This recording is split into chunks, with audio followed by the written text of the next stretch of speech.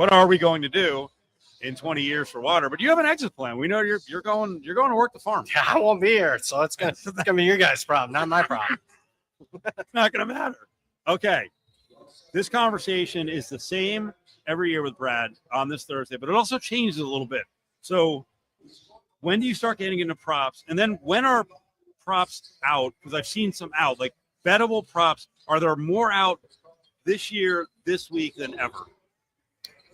Yeah, I mean, there is. I mean, obviously we used to wait, not that long ago, 5-6 years ago. I mean, it used to be the Westgate used to open them up, have a long line. You'd have to wait like an hour in line to bet props. They'd open up on the Thursday before the Pro Bowl.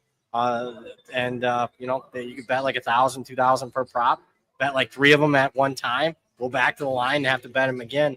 Those days are gone. Obviously, love Vegas, but they don't drive the market like they used to. And other sports books that are, not located in Vegas have already put a bunch of props up already. So, yeah, the prop market is out earlier than ever. Also helps that you have known commodities. These two teams just played a couple years ago. The Chiefs are in here yet again. It's easier to set player prop market prices when you got the same players in there, Mahomes, Kelsey, and whatnot. So it's easier for the books to price that out. And that's why we have probably a bigger menu than ever before, at least at this point. During the Super Bowl prep. Brad Powers with us at Brad Powers 7 up on Twitter, BradPowerSports.com. I'm going to ask Brad first, and Alex, as a handicapper, definitely react.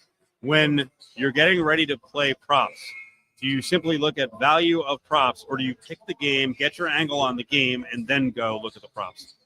Yeah, it's good. I mean, I'm always shopping. I mean, because there's opportunity to be had.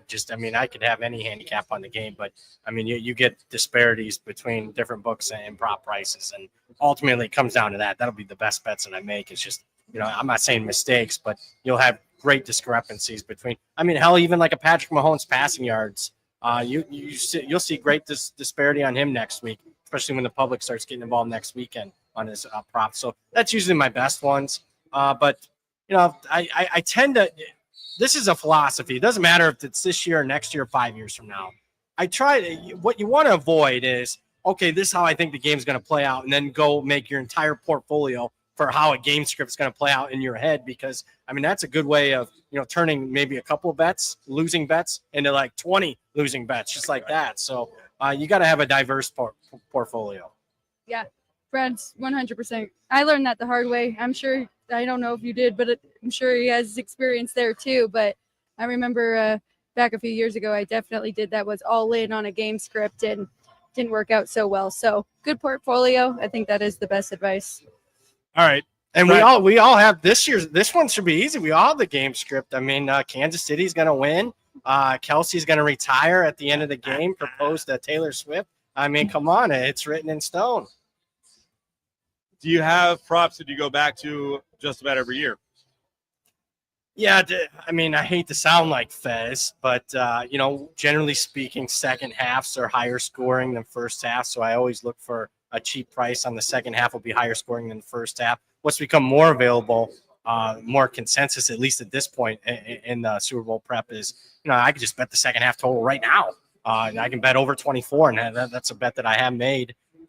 As far as the second half total of the game, regardless of what happens the first half, I think it'll be higher scoring once the two teams get the feel for the game a little bit. But that's one that I usually go to every year. And I'll say, again, prop betting 101.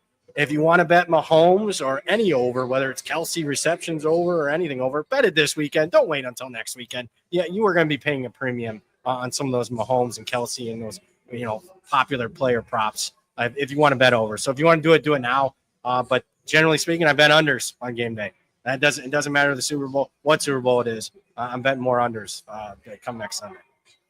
Alex, does Team White have certain props that you guys look at every year? There are a few. Like typically the punts, you can look for overs with those because a lot of people are betting those under, thinking that it's going to be a high scoring game every year, or sacks too. But yeah, I don't know. That's about it. And then more player props looking at. Another thing I ask Brad every year, exotics. Do you get involved offshore? It depends. If somebody gives me a tip, they got inside info. I mean, the national anthem obviously was something I bet that I made few years, but that got kind of a popular figure in our industry, gave it out and kind of ruined that market where you used to be able to get down quite a bit on the national anthem, and now you can't. Now it's $50, and it could be a lot more. Yeah, it could be a lot more back in the day. But yeah, stuff like that. Color. I've bet color Gatorade before because someone told me they had an inside scoop. They didn't. It ended up losing, but I've done that before. I'm not laughing at you. That is a big part of it. People have their inside scoop. Okay, low college football. How many conference odds are out? Because I did see at least someone put out some Big 12 odds for the college football season. Have you seen that yet?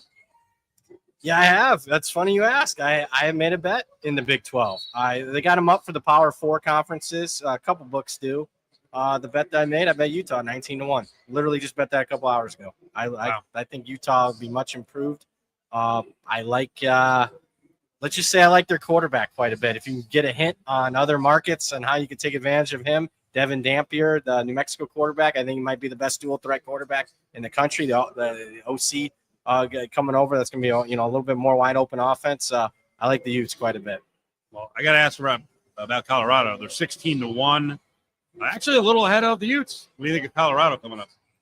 Yeah, I've already bet the win total on Colorado. I bet under 7.5. I think it's down to 6.5 now.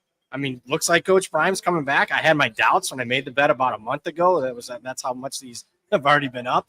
But I just keep in mind it far exceeded all expectations so far for 2 years, in my opinion, as far as Coach Prime. But last year's team went 9-3, great year. But he had 2 top 5 picks in the NFL draft. They won a game on a Hail Mary basically against Baylor. They greatly benefited from the Big 12 schedule. You thought Oklahoma State and Utah would be 2 of the best teams. They were 2 of the worst teams. And then they avoided a couple of the best teams, Iowa State and Arizona State, that ended up playing for the Big 12 championship. They didn't play BYU in the regular season. You saw what happened when they finally played them in the bowl game. So they're not going to get the breaks this year. They lose their 2 best players by far. I think a good season for them would just get the bowl eligibility, and I even have my doubts on that. I remember probably 5 years back and before that, you'd have some high-level bettors and handicappers say, you know what, I don't really play futures like this where they get to keep my money for whatever amount of time. Has that changed across the board where people are like, listen, there's so many places to bet, there's so much value.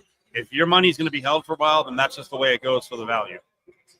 Well, I still think that the guys that are betting well into 5 figures, 50 grand plus, 6 figures, that they're still waiting because you just can't get that much down. But there's more people betting, period. There's more people specializing, period. So yeah, I wanted to wait this year. I told myself you gotta wait. I saw markets moving. I'm like, my goodness, I know where these lines are going. Why not get a little bit down? If you know where they're gonna move to, you might as well have a little bit of a piece instead of taking, a much worse price 3-4 months from now. Brad Powers with us. Pretty raucous here at Circa on this Thursday. I think it's mostly about the Islanders and Flyers. People are getting all fired up. So good. Good. I know, man. This is the place, man. It's always loud here, right? It's always loud here. You mentioned, that's the second win total that you've mentioned on the show. It is almost February. It's very early. How many college football win totals have you bet? I think 5. Okay. Is it? So it's not. I mean, there's only probably 20 available, so I bet 5 to 20. Anything else that you felt strongly about? I'm pretty pro Notre Dame, believe it or not. I bet them to win. I found a good price on them to win the title, and I bet their win total over. I think, they had a dream magical season this past year.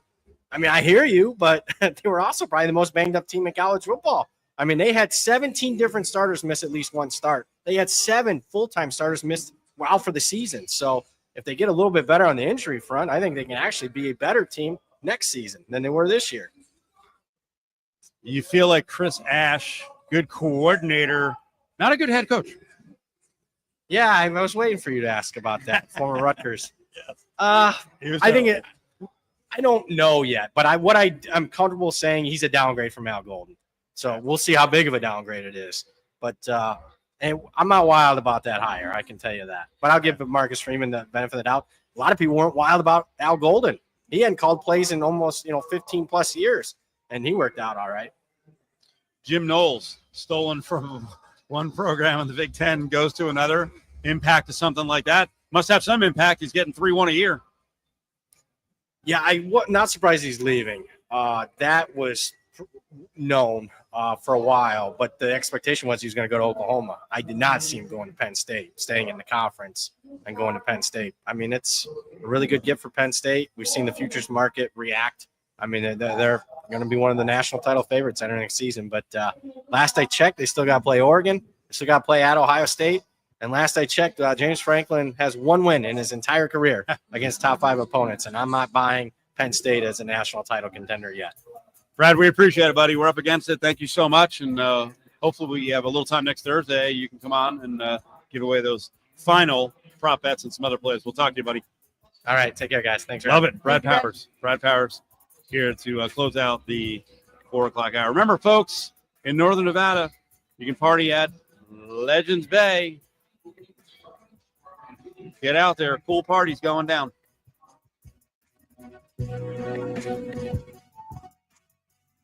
Gambler's Bonus hits again on December 4th.